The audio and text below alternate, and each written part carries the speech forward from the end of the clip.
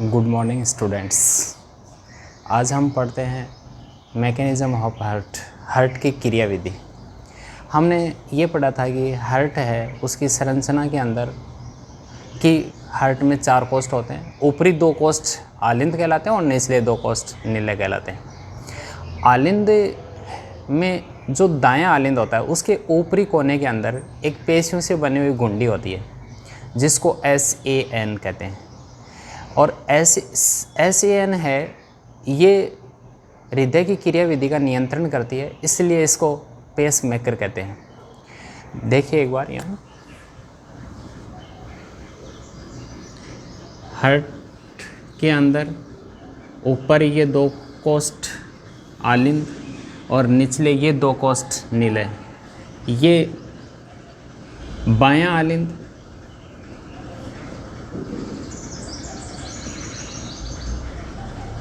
और ये बायां नीले।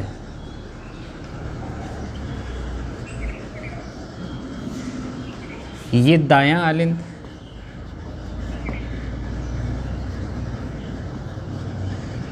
और ये दायां नीले। Right atrium, right ventricle, left atrium, left ventricle. जो राइट एट्रियम होता है उसके ऊपरी कोने में यहाँ पर पेशियों से निर्मित एक गुंडी होती है जिसको कहते हैं SAN।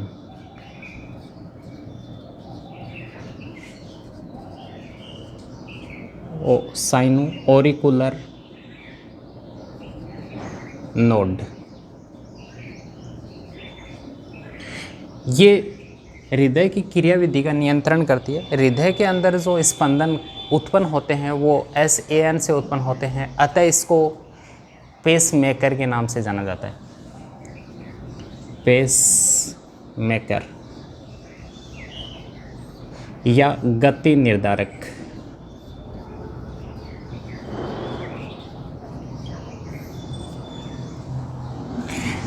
दायां आलिंद है, उसके निचले बाएं कोने के अंदर जहां AV सेप्टम होता है उसके पास यहाँ पर एक दूसरी गुंडी होती है। ये भी स्वचालित पेशियों से बनी होती है। इसको बोलते हैं AVN।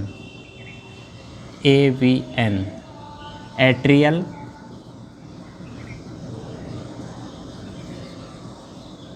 Ventricular node.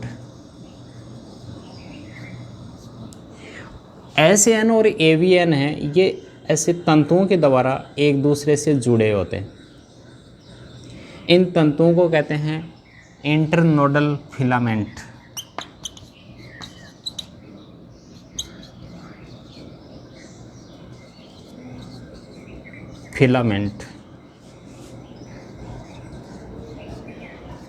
Internodal filament.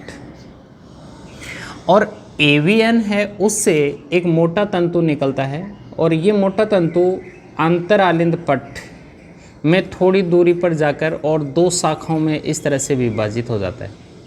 ये दोनों शाखाएं नीलयों की भित्ति के अंदर इस तरह से फैली होती हैं।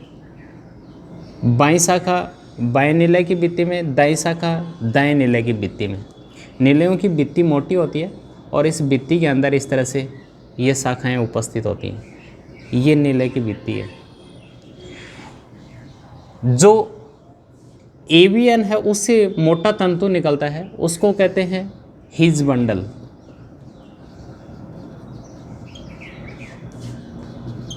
और हिज बंडल जिन 2 शाखाओं में विभाजित होता है, ये शाखाएं आगे चलकर और छोटे छोटे शाखाओं में विभाजित हो जाती है।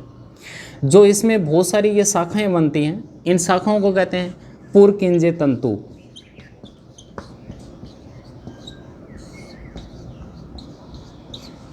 पुरकिंजे फाइबर्स। सबसे पहले यहाँ पर क्रिया विभव उत्पन्न होता है SAN में। SAN में जो क्रिया विभव उत्पन्न होता है उसकी वैल्यू होती है 72 आवेग प्रति मिनट।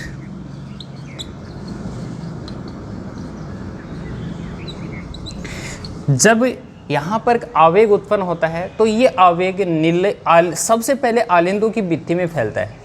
जब आलिंदों की भित्ति में आवेग फैलता है तो आलिंदों की भित्ति में संकुचन होता है। जब इनकी भित्ति में संकुचन होता है तो उस समय आलिंदों में भरा हुआ ब्लड है उस पर प्रेशर लगेगा और प्रेशर की वजह से, दाब की वजह से एवी वाल्व जो बाइकास्पिड और ट्राइकास्पिड वाल्व होते हैं ये ओपन हो जाते हैं और इनके ओपन होने से इनमें भरा हुआ ब्लड है वो नीलेयों के अंदर आ जाता है। दोनों आलिंदों से दोनों नीलेयों में, बाएं आलिंद से बाएं नीले में और दाएं आलिंद से दाएं नीले के अंदर रखा जाता है।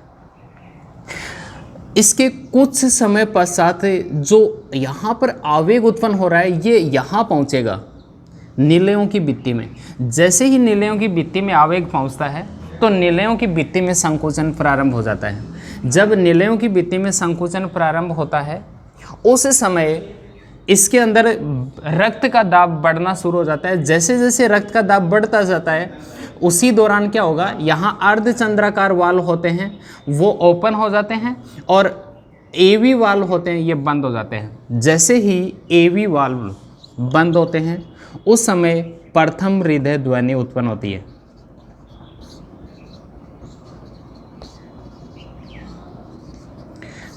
जिसको लब कहते हैं। ये फर्स्ट हार्ट साउंड होता है और फर्स्ट हार्ट साउंड आलिंदों और निलयों के मध्य जो आलिंद निलय पट होते हैं या एवी वाल्व होते हैं उनके बंद होने से उत्पन्न होती है। इसके बाद जैसे ही यहाँ से क्रिया विभव का आना बंद होता है तो निलय हैं उनकी भित्ति में अनुशीतलन प्रारंभ हो जाता है। जैसे ही अनुशीतलन प्रारंभ होगा यहाँ पर अर्धचंद्राकार कपाट होते हैं वो बंद हो जाते हैं और अर्धचंद्राकार कपाट के बंद होने पर पुनः दूसरी ध्वनि उत्पन्न होती है जिसको द्वितीय हृदय ध्वनि कहते हैं। सेकंड हार्ट साउंड कहते हैं। और इस ध्वनि, ये ध्वनि है इसको कहते हैं डप। इन दोनों ध्वनियों को स्टेथोस्कोप के द्वारा सुना जा सकता है। ये एकांतर क्रम में उत्पन्न होती है। पहले प्रथम हृदय ध्वनि उत्पन्न होगी, इसके बाद में द्वितीय हृदय ध्वनि उत्पन्न होगी। जैसे ही एवी वाल्व ये अर्धचंद्राकार कपाट बंद होते हैं तो बंद होने से धमनियों से वापस रक्त है वो नीलयों में नहीं आता है। जब इनमें संकोचन होता है नीलयों में उस दौरान आलिंदों में अनुशीतलन होता है और आलिंदों में अनुशीतलन होने से रक्त आलिंदों में भरता जाता है। जब आलिंदों में रक्त भर रहा होता है उसी दौरान 70% रक्त है ये नीलयों में पहुंच जाता है, जबकि बचा हुआ 30% रक्त है ये आलिंदों में संकुचन उत्पन्न होने के दौरान नीलयों में प्रवेश कर जाता है। जब आलिंदों में संकुचन होगा तो बचा हुआ 30% ब्लड है वो भी किस में चला जाता है, वेंट्रिकल्स में चला जाता है। एवीएन है उसके अंदर भी क्रिया विभव उत्पन्न होता है लेकिन इसकी वैल्यू कम होती है। इसमें केवल 40 आवेग 40 इम्पल्स पर मिनट उत्पन्न होते हैं। और जो पुरकिंजे फाइबर है उनके अंदर भी क्रिया विभव उत्पन्न होता है। उनकी वैल्यू होती है 20 आवेग प्रति मिनट। 1 मिनट में 20 आवेग उत्पन्न होते हैं।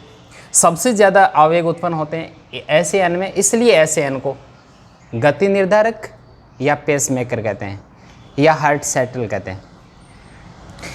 ये यहाँ देखिए आवेग हैं उनकी जो गति होती है वो सबसे ज़्यादा पुरकिंजे फाइबर्स में होती है।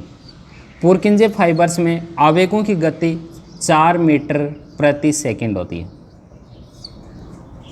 इस प्रकार हमने देखा कि आलिंद हैं उनमें संकुचन स्टार्ट होता है तो इनमें भरा हुआ रक्त नीलयों में आता है, नीलयों में भरा हुआ रक्त धमनियों में चला जाता है और इसके बाद पुनः आलिंद है उनमें अनुशीतलन स्टार्ट होता है और फिर आलिंद रक्त से भरने शुरू हो जाते हैं। आलिंद जब रक्त से भरने शुरू होते हैं और फिर पुनः रक्त से भरते हैं तब तक हार्ट के अंदर जितने भी क्रियाकलाप होते हैं उनको सामूहिक रूप से हृदय चक्र या कार्डियक साइकिल कहते हैं। प्रत्येक कार्डियक साइकिल के दौरान नीलियों से रक्त बाहर निकलता है, जिसको कार्डियक आउटपुट कहते हैं। और कार्डियक आउटपुट है उसकी वैल्यू होती है लगभग 5 लीटर प्रति मिनट। 1 मिनट में हार्ट से 5 लीटर ब्लड है वो बाहर निकलता है। और नीलियों से जब रक्त बाहर निकलता है तो प्रेशर के साथ निकलता है। इस दौरान जो इसका दाब होता है उसको उस दाब को कहते हैं सिस्टोलिक प्रेशर। और जब नीले हैं वो अनुशीतलन अवस्था में होते हैं, उस दौरान जो दाब लगता है उसको कहते हैं डायस्टोलिक प्रेशर। सिस्टोलिक प्रेशर है वो 120 mmHg और डायस्टोलिक प्रेशर होता है ये होता है 80 mmHg। इस तरह से हार्ट है उसमें ये क्रियाकलाप कंटिन्यू चलते रहते हैं और पूरे ब्लड के अंदर रक्त पूरे बॉडी के अंदर ब्लड की सप्लाई होती रहती है। इस प्रकार हृदय कार्य करता है। Thank you.